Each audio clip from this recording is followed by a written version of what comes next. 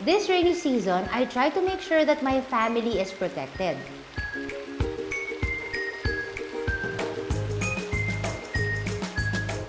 And as for their tummies, lagi ako naghahanda ng sabaw na masarap higupin at talaga namang nakakapagpainit ng tiyan. Eh kayo, naghahanap rin ba kayo ng rainy day soup recipe?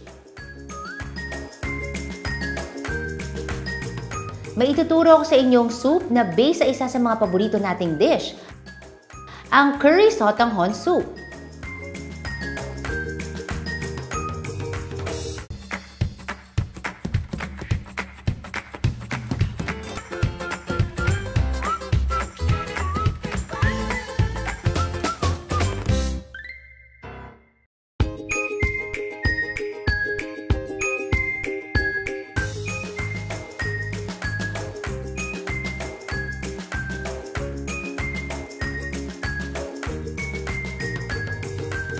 For this recipe, we'll be using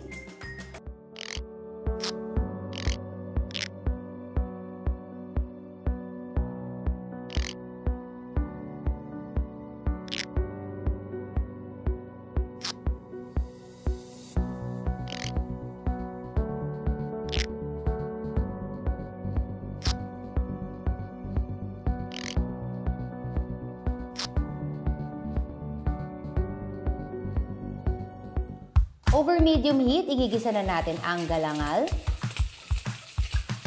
bawang,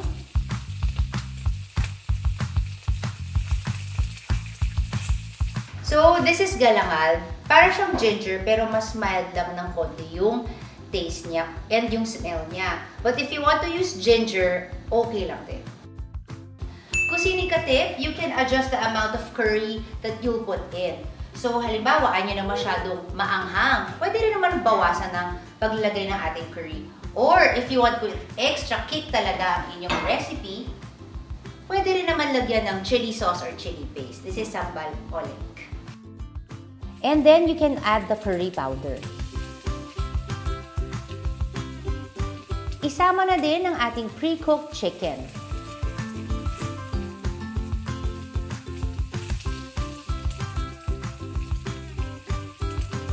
Pagkatapos, i-add na ang chicken broth and water.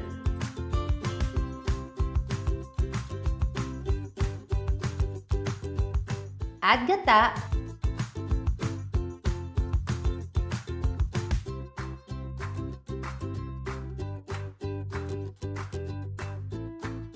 Kusinika tip number 2, if ayaw nyo gumamit ng chicken, pwede rin naman kayo gumamit ng seafood. At saka i-season with patis.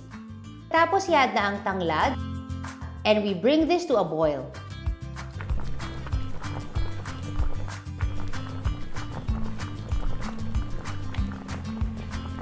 Pwede nyong lagyan ng kaunting lime juice para may konting asin.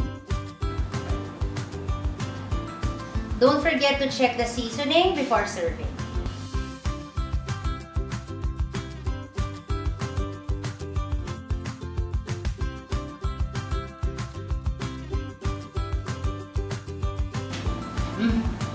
Sarap. Pagluto na, pour the soup over the sotanghon noodles.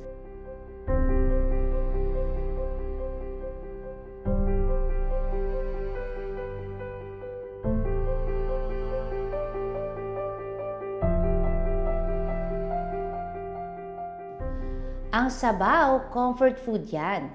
At itong curry sotanghon soup will surely be just that for you and your family.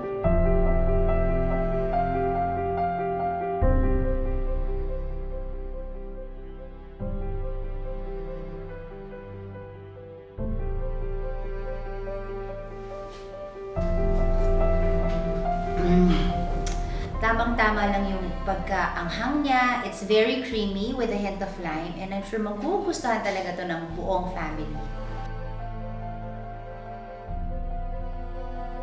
Sana may natutunan kayo. This is Kusinika, Recipes from the Heart.